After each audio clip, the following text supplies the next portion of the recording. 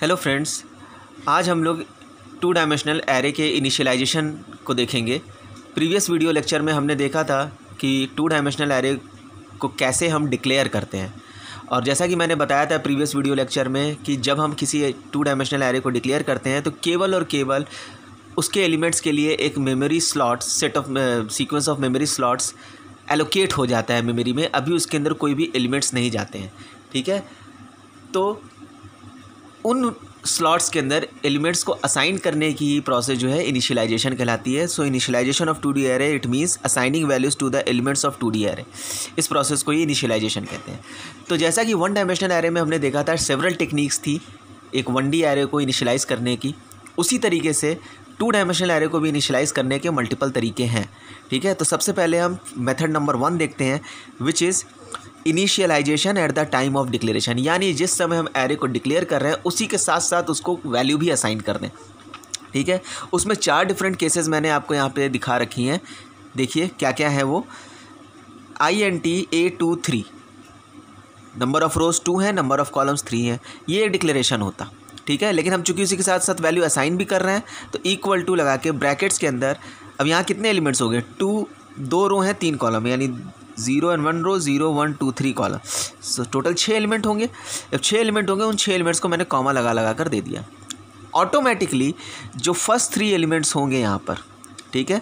देखिए चूँकि 2 रो है, हर रो में 3-3 कॉलम है, एक रो में 3 एलिमेंट, एक रो में 3 एलिमेंट, तो ऑटोमेटिकली रो वाइज जाता है।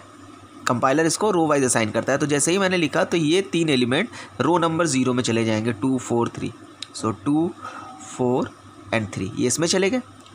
रो नंबर 1 में ये बाकी 3 एलिमेंट चले जाएंगे, 5 1 and 6, ठीक है। तो इस तरीके से इनिशियलाइजेशन होगा। अगेन इसी में दूसरी केस है, इन्हीं 3 एलिमेंट्स को मैंने ब्रैकेट्स लगा के लिख लिया, यानी पहले रो के एलिमेंट को एक ब्रैकेट में, दूसरे रो के एलिमेंट को एक ब्रैकेट में, और बीच में कॉमा का साइन, ठीक है। दोनों में कोई फ़र्क नहीं है, दोनों टेक्निक में केवल और केवल रीडेबिलिटी का फ़र्क है, अंडरस्टैंडेबिलिटी बढ़ जाती है। क्या कि यहाँ पे क्लियर कर, यहाँ पे ऐसे देख के अगर एलिमेंट्स मैं बताऊँ, ये छोटा एरे है, अगर बड़ा एरे हो तो और कॉम्प्लेक्स होगा, समझने में थोड़ा दिक्कत होगी।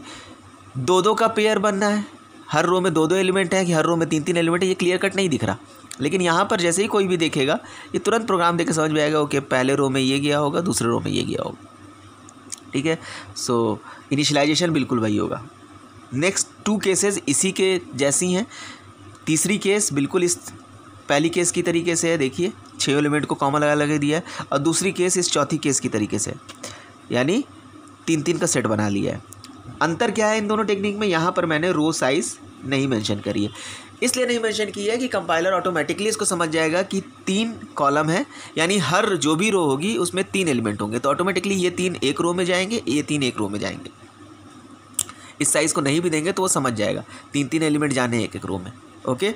सो इन दोनों टेक्निक से केवल इतना ही फ़र्क है, ओके। बाकी एरे वही इनिशियलाइज होगा। तो यहाँ नोट में मैंने लिख भी दिया, row size can be skipped but column size is must, यानी आपको ये वाला पार्ट जरूर देना है, second row size column size ज़रूर देना है। रो साइज़ आपकी चॉइस के ऊपर है। किस केस में, केवल मेथड 1 की केस में, जब हम इनिशियलाइजेशन कब कर रहे हैं, जब डिक्लेरेशन कर रहे हैं उसी के साथ, तभी ये रूल फॉलो होगा, ठीक है। अदरवाइज़ जो भी आप एरे डिक्लेरेशन करते हैं उसमें आपको रो साइज़ और कॉलम साइज़ दोनों देनी आवश्यक है। सो फ्रेंड्स आइए हम बढ़ते हैं दूसरे मेथड की ओर, जो कि है इनिशियलाइजेशन ऑफ इंडिविजुअल एलिमेंट्स। देखिए पहला मेथड वैसे ही जैसे मैंने 1D एरे में बताया था कि it is a compile time binding, compilation के दौरान ही एलिमेंट्स असाइन हो जाते हैं पहले टेक्निक में, पहले मेथड में। लेकिन जब हमको रन टाइम पे वैल्यूज़ असाइन करनी है, एरे मैंने डिक्लेयर कर रखा है और अब हमें वैल्यू असाइन करनी है, तो हम मेथड 2 या आगे आने वाला मेथड फॉलो कर सकते हैं। तो देखते हैं मेथड 2 में हम मान के चलते हैं एरे आपका पहले से डिक्लेयर है, तो एक इंट A2 3 जैसा कि हमने एरे लिया था बिल्कुल उसी तरीके से डिक्लेयर है। नंबर ऑफ़ रोज़ 2 है, नंबर ऑफ़ कॉलम्स 3 है। तो जाहिर सी बात है ये इसका कॉन्सेप्चुअल रिप्रेजेंटेशन कैसा होगा, इस तरीके से होगा। 2 रो हो जाएंगी और 3 कॉलम हो जाएंगे, row number 0, row number 1, column number 0, column number 1 and column number 2, ठीक है। इसी तरीके से होगा। और अभी इसमें कोई एलिमेंट नहीं है, केवल अभी ये स्लॉट्स खाली हैं, ठीक है। यहाँ पे कोई भी एलिमेंट असाइन नहीं किया गया। अब इसके एक एक इंडिविजुअल एलिमेंट्स को हम क्या कर सकते हैं, अलग अलग वैल्यू दे सकते हैं। तो देखिए जैसे हमने दिया, पहला स्टेटमेंट मैं लिखता हूँ A00 = 2, ठीक है।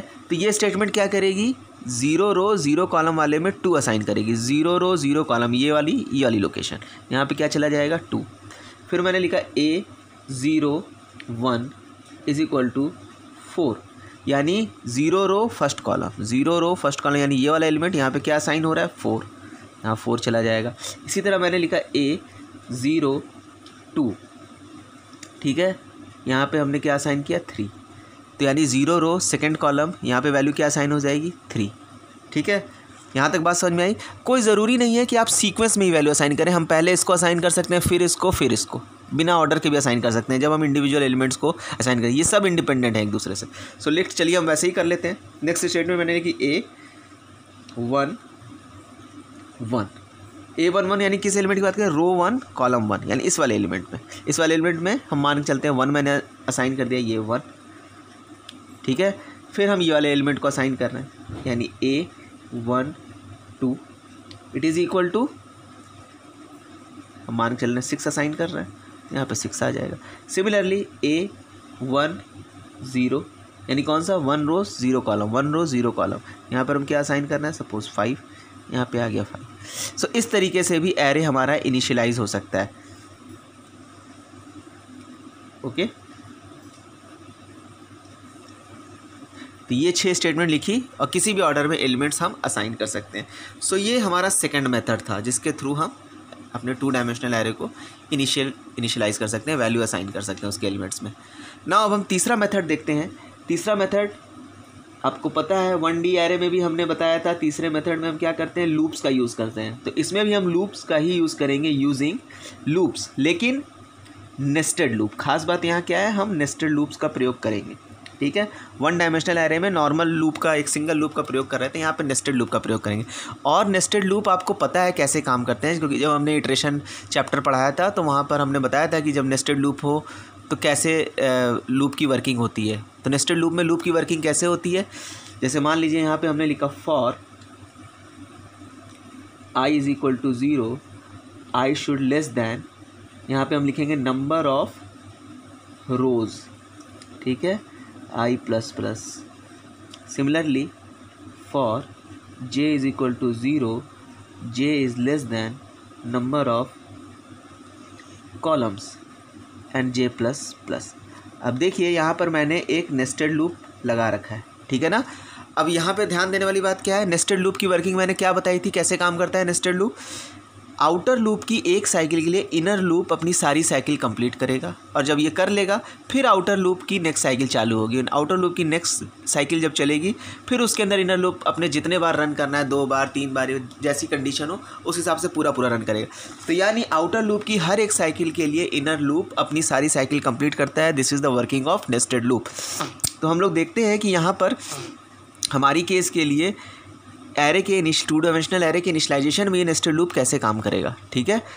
तो देखिए यहाँ पे नंबर ऑफ़ रोज़ मैंने लिख रखा है, नंबर ऑफ़ रोज़ है क्या 2, तो यानी इसकी वैल्यू क्या है 2।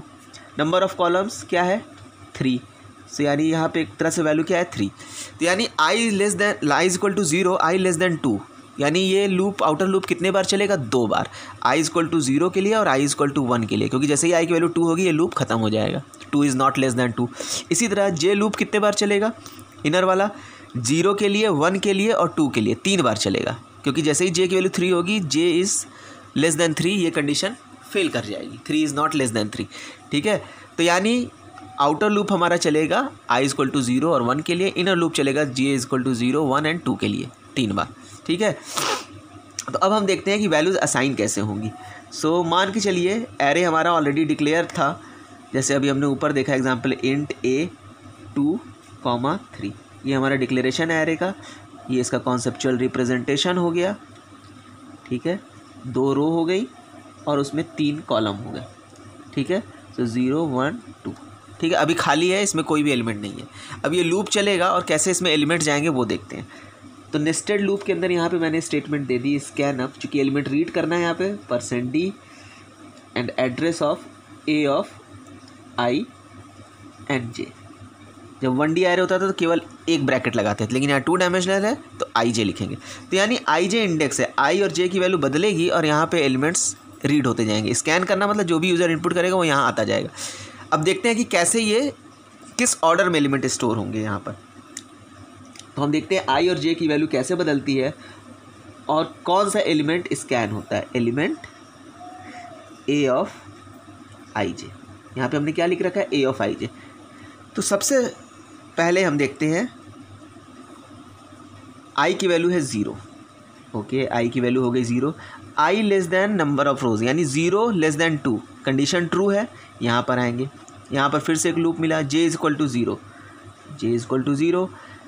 नाउ 0 इज़ लेस देन 3 और नॉट, यस, कंडीशन ट्रू है। यानी जैसे ही कंडीशन ट्रू होगी यहाँ पर आ जाएंगे, स्कैन अप %d, यानी ए आई जे, आई और जे की अभी वैल्यू क्या है, 0 एंड 0। तो यहाँ रीड क्या होगा, एलिमेंट ए 0 0, यानी ये वाला एलिमेंट। मान के चलते हैं यूज़र ने यहाँ पर क्या दिया, 2। जैसे ही 2 दिया तो 2 कहाँ पे आ जाएगा, यहाँ पर इस लोकेशन पे, ठीक है। फिर इसके बाद क्या होगा, जे की वैल्यू एक इंक्रीमेंट होगी, जे की वैल्यू क्या हो जाएगी 1, 0 थी 1 हो गई। लेकिन आई की वैल्यू में क्या कोई बदलाव हुआ, नहीं हुआ। अभी आई की वैल्यू 0 थी तो यहाँ पे 0 ही रहेगी, केवल जे की वैल्यू बदली है, जे की वैल्यू हो गई 1, ठीक है। अब देखिए क्या 1 लेस देन है 3 से, यस, कंडीशन ट्रू है। जब कंडीशन ट्रू है तो फिर से इस लूप में आएंगे, ठीक है। स्कैन करेंगे किसको, आई और जे की भी लेटेस्ट वैल्यू क्या है, 0 और 1, यानी एलिमेंट कौन सा स्कैन होगा, 0 मीन्स 0 1, यानी 0 1 मतलब ये वाला एलिमेंट। मान के चलिए यूज़र ने यहाँ पर अब की 4 दिया, जब 4 दिया तो ये एलिमेंट यहाँ पे चला आएगा, ठीक है। सो इसके बाद हम क्या देखेंगे, फिर जे की वैल्यू एक इंक्रीमेंट होगी, जे की वैल्यू हो जाएगी 1 से 2, ठीक है। लेकिन आई की वैल्यू में कोई बदलाव होगा नहीं, आई की वैल्यू वही रहेगी। फिर इस कंडीशन को चेक करेंगे, 2 less than 3, yes, condition true है। तो फिर से यहाँ पे आएंगे, अभी आई जे की वैल्यू क्या है, 0 और 2, सो ए 0 2, यानी कौन से एलिमेंट की बात हो रही है, इस एलिमेंट की। यहाँ पे मान के चलिए यूज़र ने क्या इनपुट किया, 3, सो अब यहाँ पे वैल्यू क्या चली गई, 3, ठीक है। एक रो स्कैन हो गई। अब फिर से जे की वैल्यू इंक्रीमेंट होगी, 2 से 3 हो जाएगी। लेकिन अब कंडीशन क्या हो जाएगी, 3 लेस देन 3, जो कि फेल है कंडीशन। जैसे ही फेल होगी हम बाहर आ जाएंगे, यहाँ पर आ जाएंगे। अब ये लूप तो अभी ख़त्म नहीं हुआ, तो अब इंक्रीमेंट होगा किस में, आई में। आई की वैल्यू अभी तक लेटेस्ट क्या है, 0, अब इंक्रीमेंट होके क्या हो जाएगी 1, ओके। कंडीशन फिर से चाहिए, क्या 1 लेस देन है 2, हाँ, कंडीशन ट्रू है तो फिर से यहाँ पर आएंगे। और जब यहाँ पर आएंगे फिर से लूप मिलेगा, जे इक्वल टू 0 के लिए, 0 is less than 3, condition true, वापस से यहाँ पर है। अब यहाँ पे आई जे की लेटेस्ट वैल्यू क्या है, 1 0, यानी एलिमेंट कौन सा स्कैन होगा, 1 0, यानी ये वाला। मान के चलिए यूज़र ने यहाँ पर 5 इनपुट किया, ठीक है, 5 चला गया, ठीक है। इसके बाद जे की वैल्यू एक बढ़ेगी, जे की वैल्यू अब क्या हो जाएगी, 0 थी फिर से 1 हो जाएगी। अब 1 इज़ लेस देन 3, ओके, आई की वैल्यू तो बदली नहीं, सो ए 1 1, यानी कौन सा एलिमेंट, ये वाला। मान के चलते हैं यूज़र ने यहाँ पे 1 इनपुट किया, 1 चला गया।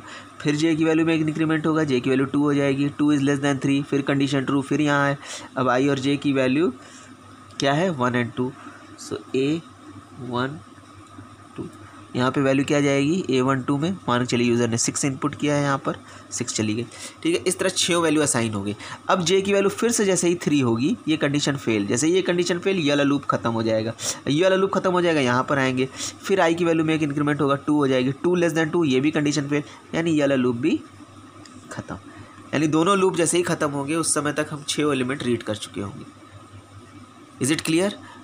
तो आई होप कि ये आपको पूरी प्रोसेस समझ में आ गई होगी कि नेस्टेड लूप का यूज़ करके कैसे हम 2 डायमेंशनल एरे को इनिशियलाइज़ करते हैं। So these where 3 methods. आप कोई भी एक टेक्निक फॉलो कर सकते हैं 2D एरे में एलिमेंट्स को असाइन करने के लिए। नेक्स्ट लेक्चर में हम सम सैम्पल प्रोग्राम्स देखेंगे 2 डायमेंशनल एरे के बेसिस पर, कुछ एग्जांपल्स देखेंगे कि कैसे उसकी प्रोग्रामिंग हम लोग करते हैं। Thank you.